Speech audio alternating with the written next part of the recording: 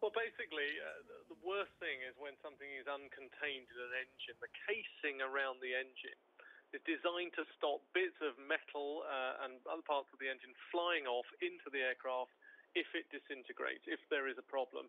And it's incredibly dangerous if that casing doesn't hold in those bits of metal, because if it hits the aircraft, and this happened with a Qantas flight a few years ago, an A380, a huge aircraft, there was an engine fire, it wasn't contained, and bits of shrapnel effectively strafed the aircraft. It can hit the wires that affect the controls, it can hit the fuel tanks, and so this is the bit that they will be most worried about. It looks like a part of the engine broke, a key part of the engine. We don't know why that is yet. It's quite possibly a fatigue crack, something like that, but they'll need to check.